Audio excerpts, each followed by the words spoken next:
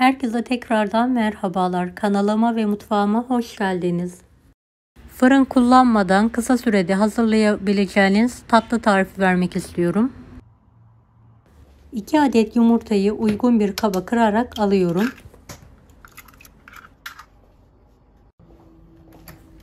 Evet, mikser yardımıyla yumurtayı karıştırmaya başlıyorum. Üzerine yarım su bardağından biraz fazla olacak şekilde toz şeker ekleyerek köpük köpük olana kadar karıştırıyorum. Yarım su bardağı sıvı yağ ekliyorum. Yarım su bardağı süt. 2 su bardağı un. 1 paket kabartma tozu, 1 paket de vanilya ekleyelim. Evet, tüm malzemeyi pürüzsüz olana kadar karıştıralım.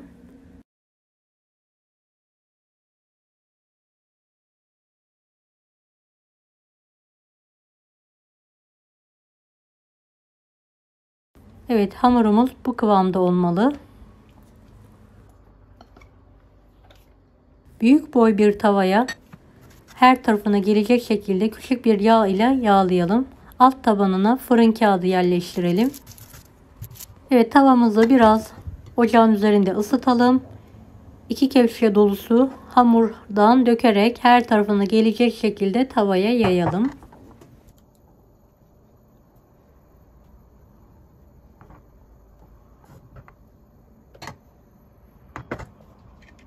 Kapağı kapalı bir şekilde orta ateşle üzeri hafif kuruyana kadar pişirelim. Üzeri hafif kuruduktan sonra kapağını alalım ve pişirmeye devam edelim. Evet, piştiğinden emin olduktan sonra bir servis tabağı ile ters çevirelim.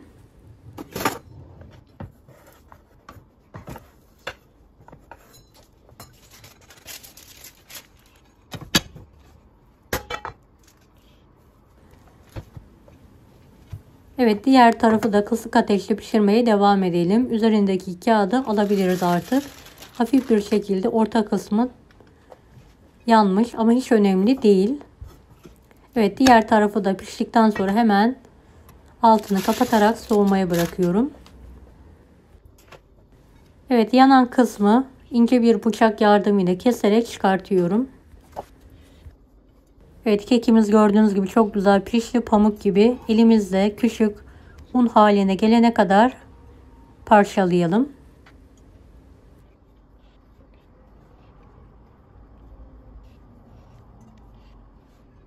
Videomu bu kısma kadar izlediyseniz yorum kısmına herhangi bir emoji bırakırsanız bana destek olmak için sevinirim. Evet, yarım paket fındığım var. Ronda da un haline gelene kadar çekiyorum.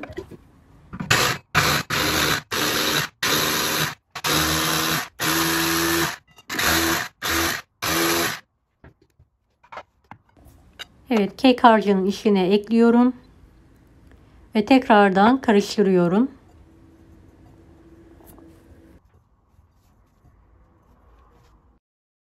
Evet, üzeri için beyaz çikolatam var. İnce bir bıçak yardımıyla doğruyorum. Bir kase dolusu olana kadar kesmeye devam ediyorum çikolatalarımı. Evet, bu kadar yeterli. Kasenin içine alıyorum ve eritmeye bırakacağım.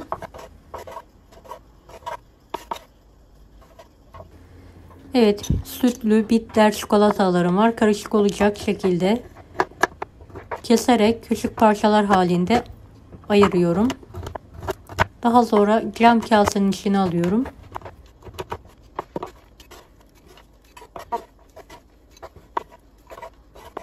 Kaynayan sıcak suyun üzerine cam kaselerimi alıyorum ve ara sıra karıştırarak eritmeye yardımcı oluyorum.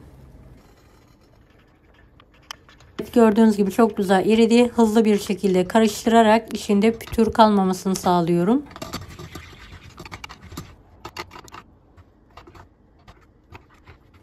Evet, kek harcımızın üzerine ev yapımı pastacı kreması ekliyorum ve elimle toparlanana kadar yoğuruyorum. Kremanın miktarı hamuru toparlayana kadar ilave edebilirsiniz. Eğer kremanız yoksa krem şanti de kullanabilirsiniz. Veya fındık ezmesi, kahvaltılık çikolata da kullanabilirsiniz bu aşamada. Evet, böyle bir tahtam var. Et tahtası. Üzerine streç film ile kaplıyorum. Üzerine hazırladığım hamuru alarak orta incelikte olana kadar, kare hamur haline gelene kadar merdane yardımıyla açıyorum. En sonunda kenarlarını bu şekilde düzeltiyorum.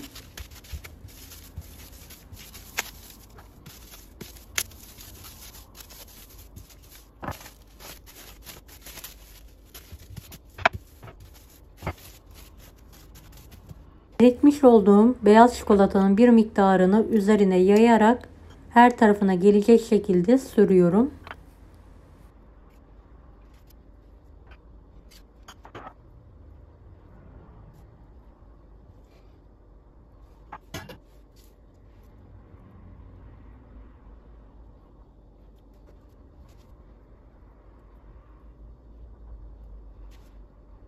Dolabına kaldırarak donması için bekliyorum. Evet, donduktan sonra dolaptan çıkartıyorum. Diğer et tahtasına ters çeviriyorum. Evet, ters çevirdikten sonra sütlü ve bitter çikolatayı ince tabaka haline gelene kadar üzerine yayarak sürüyorum.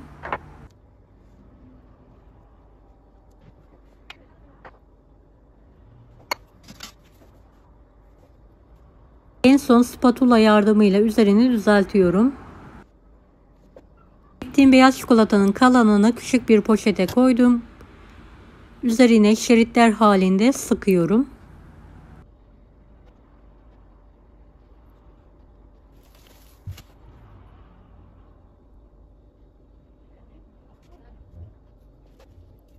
Kürdan yardımıyla Ebru deseni veriyorum.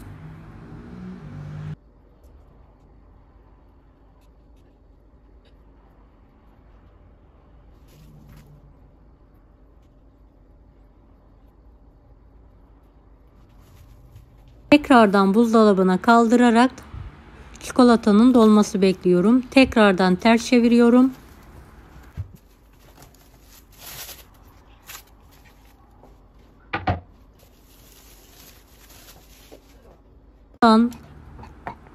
Çikolatayı üzerine dökerek ince tabaka halinde sürüyorum hızlı bir şekilde.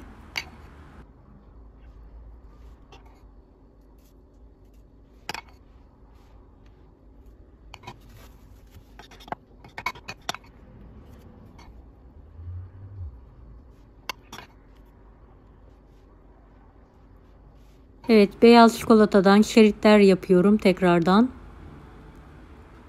Ve kürdan yardımıyla Ebru deseni veriyorum.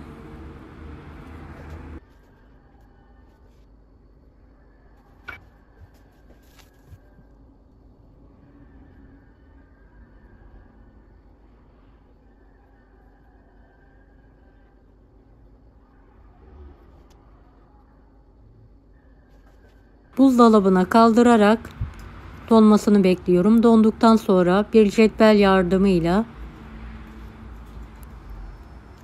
baklava dilimi olacak şekilde kesiyorum. Dilediğiniz şekilde dilimleyerek servise hazırlayabilirsiniz.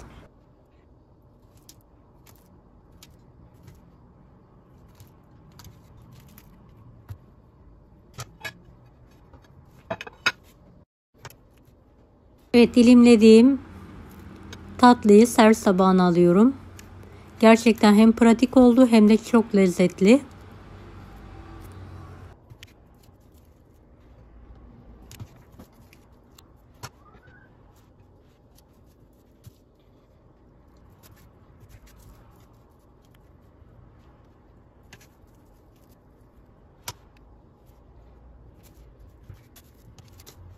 Evet, bir tanesini yakından sizlere göstermek istiyorum.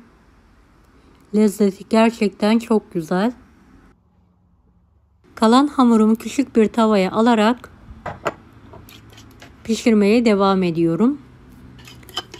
Evet, bu hamuru da aynı yöntemle hazırlayabilirsiniz veya sade olarak da tüketebilirsiniz.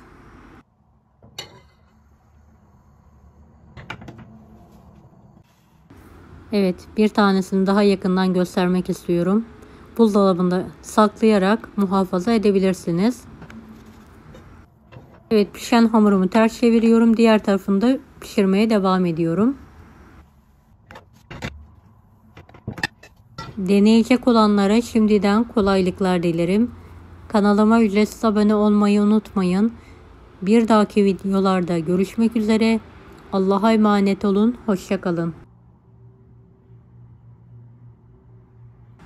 Daha farklı tarifler için bunları da izlemeyi unutmayınız. Afiyet şifa olsun herkese.